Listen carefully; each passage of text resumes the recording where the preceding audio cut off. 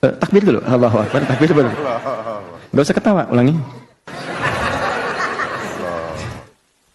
Nah, ruku. Mana takbirnya? Nggak apa-apa. Ruku, silakan. Nah, sekarang kita lihat. Perhatikan. Wa idza raka'a, jika beliau akan ruku, fakabbar, maka beliau mengucapkan takbir Allahu Akbar. Satu. Nah, ini takbir ini disebut dengan takbir intikal, takbir perpindahan. Jadi kalau imam sudah bacakan takbir, makmum pindah. Ya, jadi isyaratnya lebih kepada bacaan imamnya. Jadi kalau imam sudah katakan Allahu Akbar, pindah. Ya, jangan lihat fokus pada gerakan imamnya. Ini jadi persoalan nanti. Kalau lihat gerakan imam, jadi kacau sholatnya. Kalau patokan gerakan, saf pertama ngelihat, saf kedua kan tidak. Yang paling bahaya, kalau ini misalnya sudah sepuh. Taruhlah imam misalnya 85 tahun, misal. Ya, seperti inilah gitu kan. Nah, makmum di belakang masih muda. Perhatikan, begitu mau ruku, kan nggak langsung ruku. Takbir. 85 tahun. Turun. Nah, kan pelan-pelan kan? Nggak mungkin begini. Allah. Kan? Begitu imamnya belum selesai rukuknya, makmumnya sudah ruku. Ini yang jadi bahaya. Karena itu patokannya itu bacaan. Ya, ketika mendengar kalimat Allahu Akbar, bar dia turun, di belakang ikut. Nah, caranya dua. Pertama, bisa mengangkat, Al-Bukhari nomor hadis 757, bisa mengangkat tangan, akan ruku, bisa mengangkat tangan, seperti halnya takbir, hadwaman kibaihi. Diangkat, Anda akan ruku, Anda angkat begini. Ya, jadi begini posisi akan ruku. Allahu Akbar, angkat. Mengangkat ini boleh sejajar dengan bahu di sini. Boleh sejajar dengan daun telinga di sini, an-nasai. Ya, di sini. Jadi boleh di sini, boleh di sini. Mana yang paling nyaman? Jelas ya?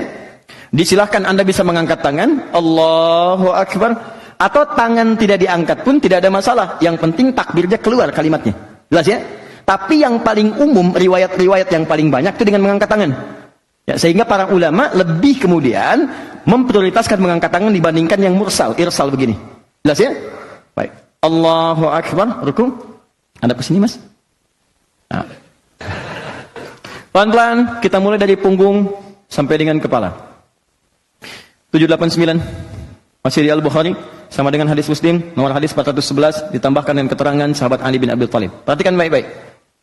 Saat Nabi ruku itu, perhatikan kalimatnya supaya lebih mudah saya gunakan bahasa Indonesia, maka punggungnya sejajar lurus sampai dengan bagian kepalanya lurus. Mohon maaf saya ini kan. Saya mulai dari punggung dulu ya. Ini. Kata sahabat Ali bin Abi Thalib, sampai-sampai saking lurusnya, kalau ditaruh satu bejana yang dituangkan air di atasnya, itu tidak tumpah. Tuh, ini sempurna Mas, pertahankan ya. Sempurna. Bagus. Ya, tahan sebentar ya, saya jelaskan dulu sampai kita selesai baru membangun lagi. Nah ini, ya. Jadi kalau ditaruh misalnya gelas, dituangkan, itu lurus. Nah ini bagus nih, segini Mas ya. Begini, tahan sebentar. Nah, ini satu. Jadi punggung dari bagian belakang sampai ke ujung ini lurus. Hati-hati, nanti saya terangkan dari sisi kesehatannya. Dan bisa diluruskan kalau Anda dokter ingin meralat, saya perkenankan. Jangan kalah sama sapi. Sapi, kuda, rukunya lurus. Silakan cek. Ya. Lihat sini, satu, sudah. Kepala, saya belum bicara menghadap kemana. Kita luruskan dulu begini. Ya. Ada dua pendapat. Yang pertama menghadap ke arah tempat sujud, ke bawah. Ya, ini pertama. Yang kedua, jika Anda di depan Ka'bah, boleh mengharap ke arah Ka'bah, ke depan. Nah, ya. Ini kan karena pakai peci aja, kalau enggak kan mohon izin ya. Bisa lurus juga tuh. Baik, ini ke sini ya. Enggak harus berlebihan. Nah, sini ya.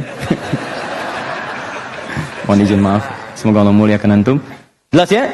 Nah, di antara ke depan dengan ke bawah, mana yang paling diutamakan? Yang paling diutamakan menghadap ke arah ke tempat sujud. Kenapa? Karena ketika Anda menghadap ke bawah, itu umumnya pemandangan akan sama semua tempat sujud. Kan ini fokusnya penghambaan. Ketika seorang menghamba ke bawah kan? Yang kedua, ketika seorang menghadap ke depan, persoalannya, kadang-kadang yang dilihat itu bisa beda-beda, banyak pemandangan. Ka'bah ada tulisan, ada warna, ada orang. Nah, bisa terjadi seperti ini. Nih. Tuh, nengok kanan, nengok kiri gitu kan. Nah, ini jadi persoalan. Jelas ya? Ya kita fokuskan. Lihat sini. Sudah, ini sudah selesai. Jadi kalau saya katakan punggungnya rata atau membungkuk? Rata lurus ya. Sampai dengan kepala. Menghadap ke arah apa? Tempat sujud ya. Baik. Sekarang teruskan. Tangan. Telapak tangan diletakkan tepat di lutut. Mana lutut? Kepala, pundak, lutut, Kaki. ya. Fokus. Lihat sini. Bukan naik ke atas di paha atau turun ke betis. Karena ketika Anda naikkan atau turunkan, posisinya akan berubah. Seimbang sekali. Begitu disimpan di lutut, ini seimbang. Turunkan ke bawah, betis. Tuh. Naikkan ke atas paha. Tuh. Dan gak enak. Kembalikan ke lutut. Lurus lagi. Segini. Jelas? Ketiga maaf. Yang jari-jari tangan terbuka. Menggenggam. Bahkan kalimat nabinya, lihat kalimat nabinya. Amkana fis sujud. Atau kalimat amkana fir ruku. Makin sujudak. Kalau Anda menunaikan ruku, kata Nabi, maka tempelkan dengan kuat telapak tangan itu ke lutut Anda. Dikuatkan, ditekan. Jadi kalau orang rukunya benar, itu bagian belakang pasti tegang di sini. Lurus pasti. Ya, jadi ini ketarik nih. Jadi begitu ini ditekan, ini naik ke atas. Lurus. Itu kalau rukunya benar, ini pagal-pagal ini hilang. Pagal hilang, ini lurus, ini baik. Karena ini dipaksa naik gitu. Ini ditekan, ini naik ke atas. Semua otot diluruskan lagi. Kembali seperti semula. Ya, jelas sampai sini? Baik, kemudian lihat sini untuk sikunya ya, ini tidak harus menekan langsung ke sini ya, tapi sedikit ke sini. Luar sedikit supaya tidak memberikan beban yang berlebihan. Tahan, naikkan lagi sedikit. Nah, segini ya, Mas ya. Fokus, lurus. Kemudian pandangan menghadap ke arah tempat sujud. Tangan menekan kemudian di lutut, letakkan jari di lutut dengan terbuka bukan tertutup. Berikan tekanan ke bagian belakang. Jelas? Ini kita belum sempurna rukunya, baru turun ruku. Belum bacaannya. Jadi kalau belum posisi begini, jangan dulu baca. Jangan dulu baca. Bagaimana bisa baca tenang posisi belum sempurna? Ya, tenangkan dulu diri kita. Kata Nabi sampai tenang dulu. Nanti habis tenang, habis enak, baru berdoa. Bukankah doa dalam keadaan tenang, nyaman kita sampaikan? Jadi kita belum sampai ke bacaannya. Jadi sampai di sini, tenangkan dulu keadaan rukunya, biarkan darah mengalir dengan baik. Setelah mengalir, setelah nyaman, baru berdoa.